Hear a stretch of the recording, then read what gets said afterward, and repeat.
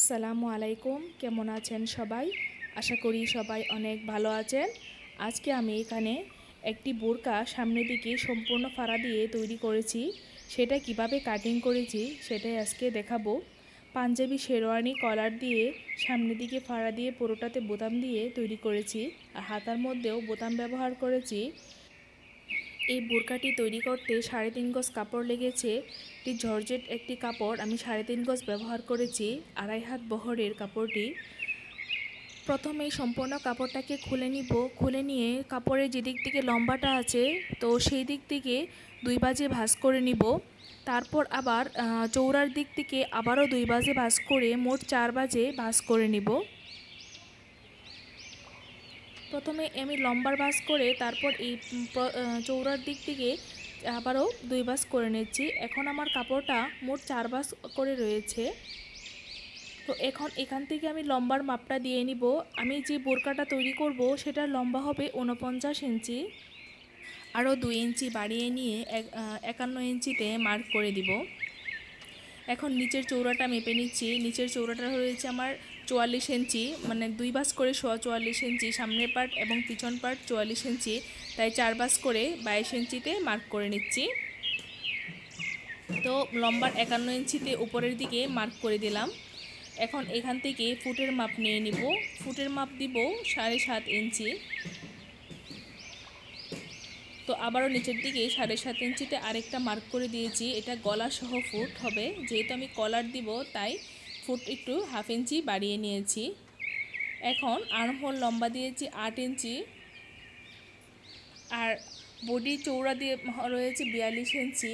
তো 42 ইঞ্চি 4 ভাগের 1 ভাগ হচ্ছে 10.5 ইঞ্চি। 10.5 ইঞ্চিতে মার্ক করে আরও 1 ইঞ্চি বাড়িয়ে নিয়েছি সেলাই করার জন্য। এখন আর্মহোল থেকে কোমরের মাপটা নিয়ে নেব 8 ইঞ্চিতে। এটা যেহেতু সাইড ফাড়া হবে না বোরকা, তাই আমি 8 ইঞ্চিতে মাপটা নিয়ে নিচ্ছি। আর কোমরের চৌড়া হচ্ছে 36 ইঞ্চি। তো 36 ইঞ্চি বরাবর মাপটা দিয়ে দিয়েছি। এখন উপর থেকে সবগুলা মাপকে একসাথে মিলিয়ে নিচ্ছি। এই মাপটা দিয়েছি, এই মাপে আমি কাটিং করে নিব, আর ভিতরের যে মাপটা রয়েছে সেই মাপে সেলাই করে নিব। আর্মহোল শেপ দিয়ে দিলাম। এখন কোমর থেকে একদম নিচ পর্যন্ত আড়াআড়ি করে মার্ক করে নিচ্ছি। তো সেই আড়াআড়ি মার্ক বরাবর কেটে নিব।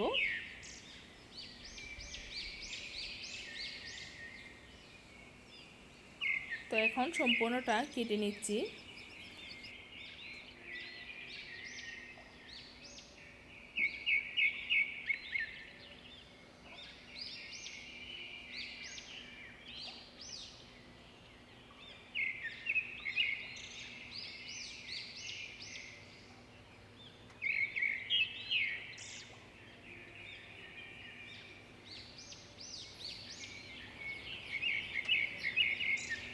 তো সম্পূর্ণটা কাটিং করে নিলাম। এখন চাকান দিয়ে দিচ্ছি, যেখানে আমি সেলাইয়ের মাপ রয়েছে সেখানে চাকান দিয়ে দিয়েছি। আর পিছনের দিকে অল্প একটু 1/2 ইঞ্চি বরাবর পিছনের গলা কাটিং করে নিয়েছি। এখন সামনের পার্ট এবং পিছন পার্ট আলাদা করে নিব। তো সামনের পার্ট আলাদা করে সামনের পার্টে হাতার তালপাট কেটে নিব। 1/2 ইঞ্চি করে হাতার তালপাট কেটে নিচ্ছি। তালপাট কাটিং করার পর সামনের পার্ট এবং পিছন পার্ট আলাদা করে নিব। তো আলাদা করে সামনের পার্টের ঠিক মাঝ বরাবর, যেখানে আমি গলা কাটিং করব সেই মাঝ বরাবর সম্পূর্ণটা কেটে 2 ভাগ করে নিচ্ছি। তো এদিক থেকেই আমি বোতাম পট্টি এবং প্লেট লাগিয়ে সামনের পার্টে ফাড়া দিয়ে দিব। তো সম্পূর্ণটাই কেটে আলাদা করে দিলাম। আর সামনের পার্টে এখনও কোনো গলা কাটিং করিনি। গলা কাটিং করব বোতাম পট্টি এবং প্লেট লাগানোর পর।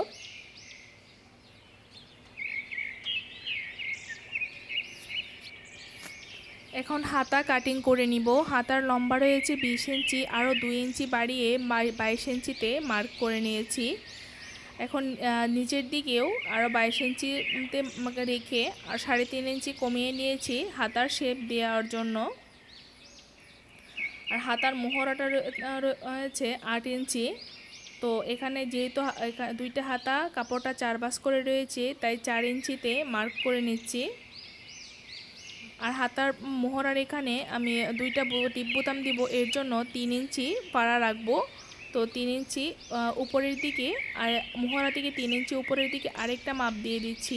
এখান পর্যন্ত আমি সেলাই করব না, পাড়ারি করে বর্ডার তৈরি করে দিব। তো সেখান থেকে একবারে আর্ম হোলের নিচ পর্যন্ত আড়াআড়িভাবে হাতার শেপ দিয়ে দিয়েছি। এখন সম্পূর্ণটা কাটিং করে নেব।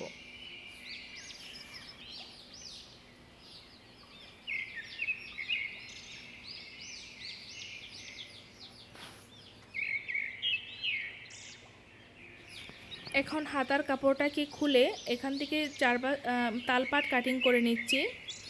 তো দুইটা হাতাকে একভাবে খুলে তালপাট কাটিং করে নিলাম। আর যেদিক থেকে তালপাট কাটিং করছি সেই দিকে একটু ক্রস চিহ্ন দিয়ে নিয়েছি, যেন এটা চিহ্নিত করা থাকে যেখানে তালপাট কাটিং করেছি। তো এখন বোতাম পট্টি এবং বোতামের প্লেট তৈরি করার জন্য আমি এখানে লম্বা করে কিছু বকলম কেটে নিচ্ছি। তো 48 ইঞ্চি লম্বা করে 1 ইঞ্চি চৌড়া করে প্লেট কাটিং করে নিয়েছি। আর বোতাম পট্টিটা কাটিং করেছি 1 ইঞ্চি চৌড়া করে, আর লম্বাটা 48 ইঞ্চি নিয়েছি। তো এখন কলার কাটিং করার জন্য এখানে আমি 3 ইঞ্চি চৌড়া করে একটা কাপড় 3 ইঞ্চি চৌড়া করে 17 ইঞ্চি লম্বা করে একটি বকলমের টুকরা নিয়েছি। তো এখান থেকে আমি কলার কাটিং করে নিব। তো প্রথমে এই নিচের দিক থেকে মাপ দিয়ে 1 ইঞ্চিতে একটা মার্ক করে নিয়েছি। আর যে পাশে 1 ইঞ্চিতে মার্ক করে নিয়েছি এর ঠিক বিপরীত পাশে 3 ইঞ্চিতে আরেকটা মার্ক করে নিয়েছি। তো 3 ইঞ্চির উপরে এখানে আবারও 1 ইঞ্চিতে মার্ক করেছি। এখন উপরের মার্কটা নিচের মার্কটাকে সুন্দর করে রাউন্ড শেপ করে মিলিয়ে দিয়েছি। তো এই যে রাউন্ড শেপ করে যে মার্কটা করে নিয়েছি, এই রাউন্ড শেপটিকে 1 ইঞ্চি উপরে আবারও একই রকম করে একটা রাউন্ড শেপ করে মিলিয়ে নিব। আর যেদিক থেকে বন্ধ সাইড আছে আমি 3 ইঞ্চি করে মার্ক করে রেখেছিলাম, এদিক থেকেও নিচ থেকে 1 ইঞ্চি উপরে করে আরও কয়েকটা মার্ক করে নিচ্ছি। এখন এই পাশে রাউন্ড শেপ থেকে ওই পাশ পর্যন্ত সম্পূর্ণটা মিলিয়ে নিচ্ছি। তো বাকি 3 ইঞ্চি থেকে বাকি অংশটা সোজা করে মিলিয়েছি। এখন এর উপর দিয়ে কাটিং করে নিচ্ছি।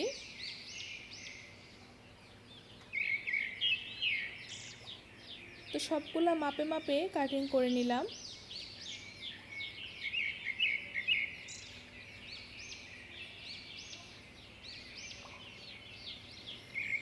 তো সম্পূর্ণ কলারটা কাটিং করার পর 2 মাথা একসাথে করে শেরওয়ানি কলারের শেপ দিয়ে দিয়েছি।